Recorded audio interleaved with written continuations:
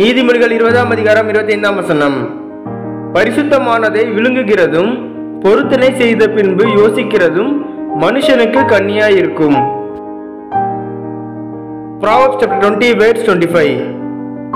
It is a trap to dedicate something rashly and only later to consider one's vows.